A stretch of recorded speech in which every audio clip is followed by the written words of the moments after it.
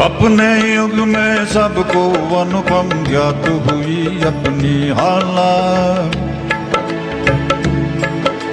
और अपने युग में सबको अद्भुत ज्ञात हुआ अपना प्याला। फिर भी वृद्धों से जब पूछा एक यही उत्तर पाया कि अब न रहे वह पीने वाले, अब न रही वो मधुशाला।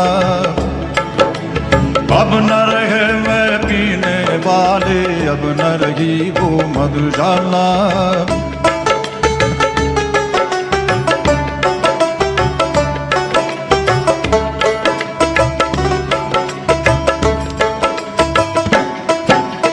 एक बरस में एक बार ही जलती होली की ज्वाला, और एक बार ही लगती बाजी जलते दीपों की माला। दुनिया वालों किंतु किसी दिन या मदिरालय में देखो कि दिन को होली रात दिवाली रोज मनाती मधुशाला। आइए हम आपको ऐसी चित्र प्रदर्शनी की मुख्य झलकियां दिखाते हैं जो प्रख्यात कवि हरिवंश राय बच्चन की कालजयी रचना मधुशाला पर केंद्रित रही। इलाहाबाद की युवा चित्रकार पूनम किशोर ने मधुशाला को चित्रों में ढाला है।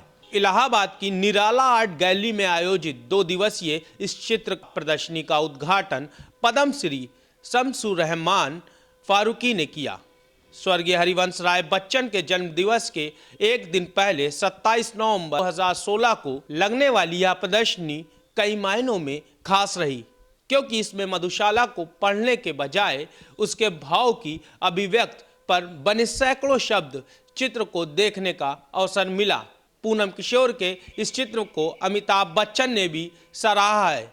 साथ ही इलाहाबाद में लगी इन चित्रों की कई गणमान्य लोगों ने भी सराहना की।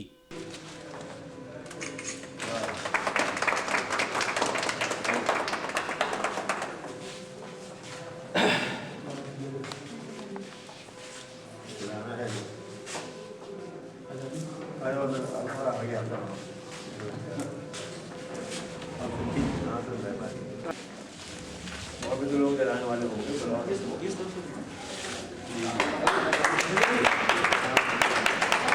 आपकी जो पेंटिंग है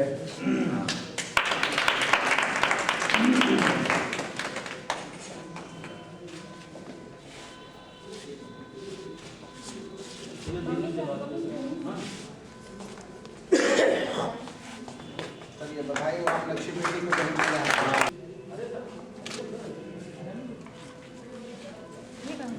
तालियां बजाते रहिए भाई।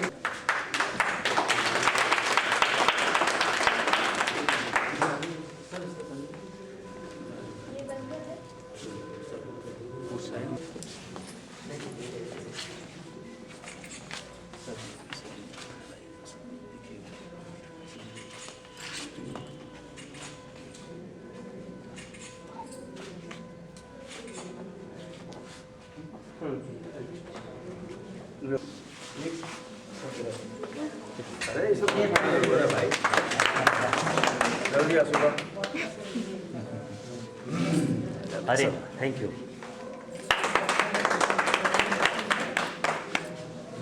बताइए क्या किस पंक्ति में लिखा है यहाँ? ये है मेरे भावों की अंगूरों की आग लाया हाला, अपने ही हाथों से आज सजाऊंगा प्याला। पहले भोग लगा लूं तेरा, फिर प्रसाद जब पाएगा, सबसे पहले तेरा स्वागत करती मेरी। वाह ज़्यादा पेंटिंग है ना, बहुत अच्छा बहुत अच्छा।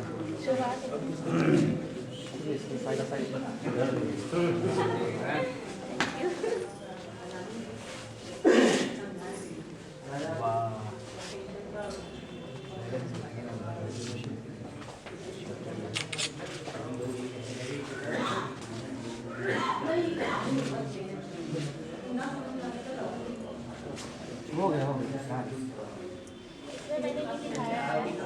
बड़े बड़े नामों से मैंने पाली है साथ में वाला।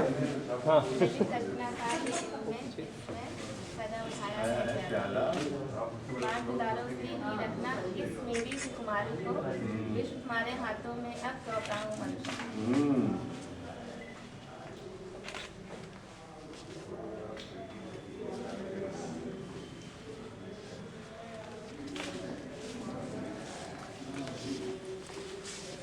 बार बार मैंने आगे बढ़, आज नहीं मांगी हालत। अच्छा, समझ न लेना इससे मुझको साधारण पानी पीने वाला। अच्छा, बोला तो लेने दो ऐसा कि दूर प्रथम संकोचों को, मेरे ही स्वर में फिर सारी गूंज उठेगी मधुशाला।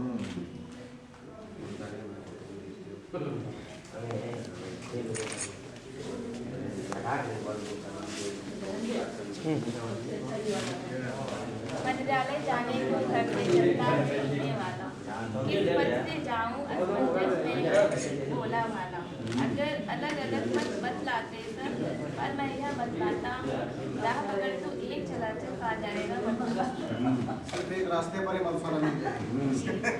माने को है ले अपनी काली माला, पंडित अपनी पोथी भूला, साधु भूल गया माला। और पुजारी भूला पूजा, ज्ञान सभी ज्ञानी भूला, किंतु न भूला मरकर के भी पीने वाला मधुशाला। मधुशाला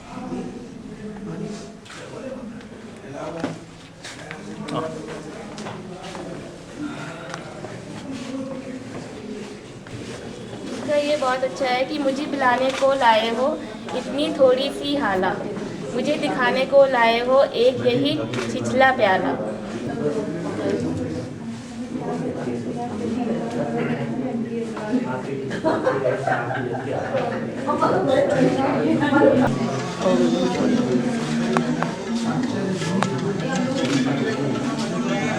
ये है पति बना मैं ढूंढ रहा, सभी जगह मिलती हाला, सभी जगह मिल जाता साथी, सभी जगह मिलता प्याला। मुझे ठहरने का है मित्रों, कष्ट नहीं कुछ भी होता, मिले ना मंदिर मिल जाती।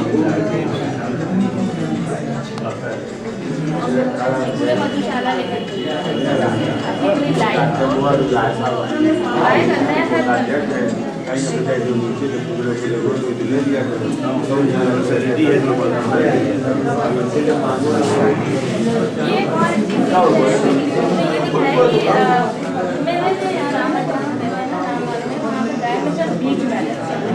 चाहे जितना भी कौन देते हैं वो बीच में बैठे लगता है कि बस वही उनका घर है, इसके ऊपर जो छतरी है जो पहला वही लगती है आसमान हम electronic media electronic active India. ये कछुआ का दिखाया है कि आप लोग कछुए के जाल से ही चलना चाहते हैं, वो चाहते हैं कि कछुआ भी तो नहीं है पानी। ये बॉटल भी मैंने दिखाया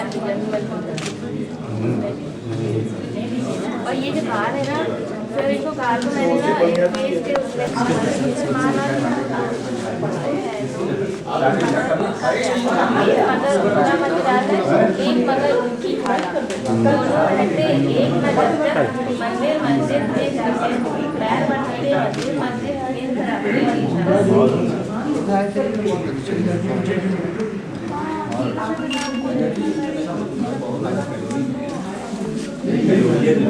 कॉम्बिनेशन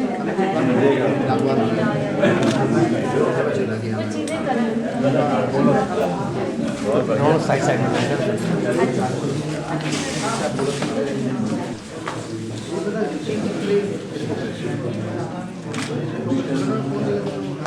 थोड़ा सा पेंटिंग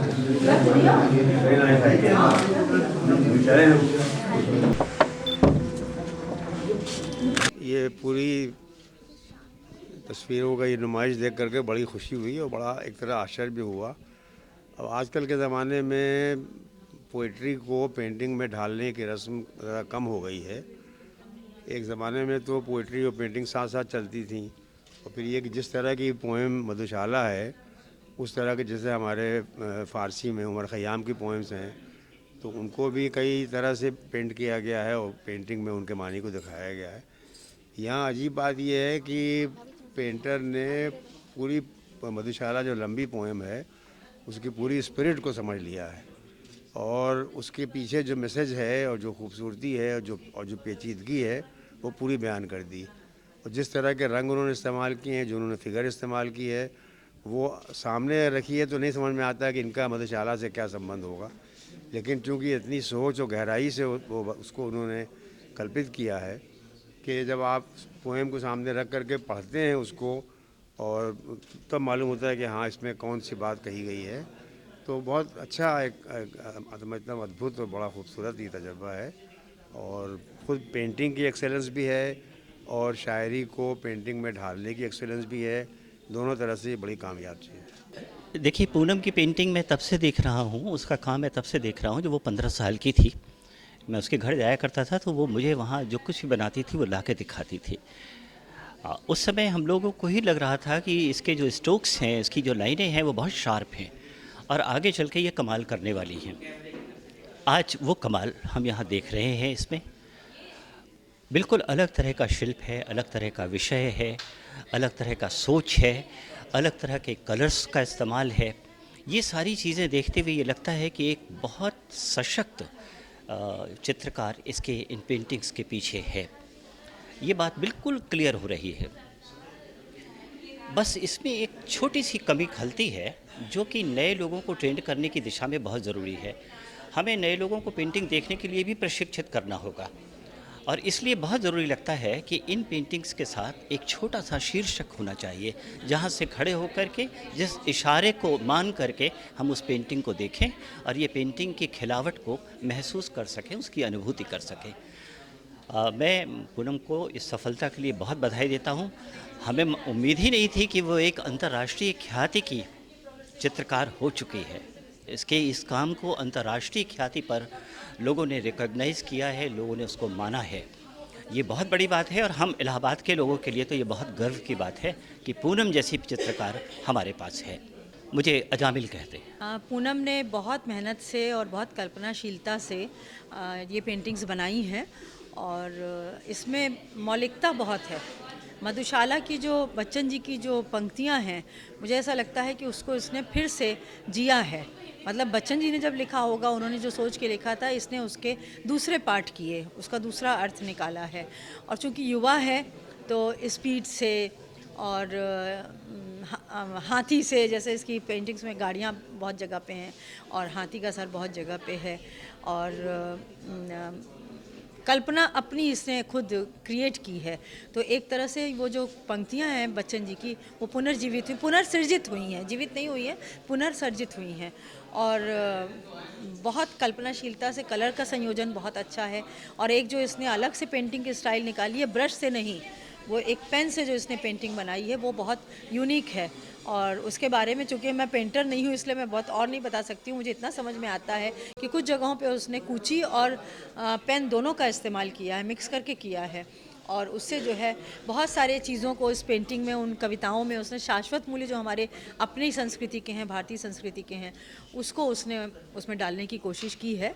और उसको उनकी पंक्तियों को उसने अलग आयाम दिया है, एक नए तरीके आयाम दिया है। अनीता गोपेश। बहुत अच्छी पेंटिंग है और ये ऐसी एब्स्ट्रैक्ट पेंटिंग होने के बावजूद आप सब समझ में आता है कि क्या कहना चाह रहे हैं, क्या नहीं कहना चाह रहे हैं। यही सबसे बड़ी खूबी है इसकी, इन पेंटिंग्स की, कि ये अपने आप बोलती हैं और ज़रा भी समझदार आदमी तो समझेगा कि क्या बोल रही हैं पेंटिंग्स। मेरे ख़्याल में ये पूनम अभी भी कम उम्र हैं और ये आगे चलकर एक बड़ी कलाकार की हैसियत से बहुत शोहरत इनको मिलेगी। और इनके अंदर जो लगन है काम करने की, वो आजकल के नए लोगों में उतनी लगन होती नहीं है, लेकिन ये लगन देख के लगता है कि ये काफ़ी नाम कमाएंगी। मेरा नाम असरार गांधी। इसके लिए मुझे ये कहना है कि मतलब पहली बार तो मैं ऐसी पेंटिंग पहली बार देख रही हूँ। मतलब उसको देखने के बाद जो कविताओं के मतलब कविता को और चित्रों के माध्यम से दर्शाया गया है वो बहुत अच्छी चीज़ है। लेकिन इसको देखने के बाद मेरे मन में एक सवाल आता है कि मतलब हरिवंश राय बच्चन जी जो हैं उनको हम क्या कबीर दास जी से जोड़ सकते हैं। मतलब कि मुझे ऐसा लग रहा है इनकी कविताएं ना हमें सत्य की ओर ले जाती हैं, जिस तरह से हम कबीर दास जी को पढ़ने के बाद सत्य की अनुभूति कर पाते हैं। तो मुझे ऐसा फील हो रहा है। अंकिता सिंह। इलाहाबाद में रहती हूँ और 12 सालों से मैं मधुशाला पर पेंटिंग कर रही हूँ और मधुशाला पर मुझे 2 बड़ी फेलोशिप मिल चुकी है, ललित कला ग्रांड फेलोशिप और मिनिस्ट्री ऑफ कल्चर की यंग आर्टिस्ट फेलोशिप स्कॉलरशिप। और 12 सालों में मैंने ऑल ओवर इंडिया में बहुत जगह शो किया था, लेकिन इस बार मुझे लगा कि मैं इलाहाबाद में शो करूं। और यहाँ पर करीब बहुत सारी 550 पेंटिंग्स हैं मेरे पास, लेकिन कुछ चुनिंदा पेंटिंग्स मैंने यहाँ पे लगाई हैं और मधुशाला की एक एक जो बहुत ही अच्छी लाइंस हैं उनको मैंने यहाँ पे डिपिक्ट किया है। और 2011 में मैं बच्चन जी से मिली, अमिताभ बच्चन जी से ज्ञानपीठ अवार्ड में, और उन्होंने मेरे मधुशाला देखा और बहुत सराहा। और उन्होंने एक बात ये भी कही, उन्होंने एक बात बस यही कही कि मधुशाला जब भी शो करना तो मुझे इन्फॉर्म करना, मैं ज़रूर आऊँगा। और उम्मीद तो बहुत थी कि यहाँ पे अमिताभ बच्चन जी आते, लेकिन वो बहुत व्यस्त हैं इसलिए नहीं आ पाए। लेकिन मुंबई में ICIC आर्ट गैलरी है, वहाँ पर मेरा स्पॉन्सर शो होने वाला है और वहाँ पर अमिताभ बच्चन जी आएंगे और इनॉग्रेशन करेंगे। मुझे उनसे उम्मीद भी है कि वो ज़रूर इस मधुशाला को देखेंगे और सराहना भी करेंगे। से पहले मैंने बशीर बद्र पे काम किया। बशीर बद्र जी हिंदुस्तान के बहुत बड़े शायर हैं। उनकी 200 गज़लों पे, शेरों पर, जो चुनिंदा शेर हैं, 200 शेरों पे मैंने रेखा चित्र तैयार किए हैं। उनके बाद मैंने जावेद अख्तर जी पे काम किया है, राहत इंदौरी जी पे काम किया है, गुलजार जी पर भी काम किया है और निदा फाजली जी पर भी काम किया है। उनके बाद मुझे मधुशाला जब मैंने पढ़ी तो मुझे लगा कि मधुशाला कुछ पीने वाले से कुछ रिलेशन होगा, लेकिन ऐसा कुछ नहीं है उसमें सिर्फ जीवन ही मधुशाला है। और मुझे ऐसा लगा कि उनकी एक लाइन मुझे बहुत अच्छे से याद आती है, जो हमेशा मेरे लिए प्रेरणा स्रोत रही है, वो है, राह पकड़ तू एक चल अचल पा जाएगा मधुशाला। मधुशाला मेरे लिए जीवनशाला, एक तरह से पेंटिंग जो है मेरे लिए मधुशाला है। तो मैं अगर इस लाइन में लगी रहूँगी तो मुझे कोई ना कोई राह हमेशा मिलती रहेगी। और लोगों का आशीर्वाद है, इलाहाबाद के जितने भी बड़े सीनियर आर्टिस्ट हैं और कलाकार हैं, बड़े पूर्वज, उनकी हमेशा आशीर्वाद रहेगा। और मधुशाला इसी तरह से बोलने वाली मधुशाला अब देखने वाली मधुशाला बन जाएगी।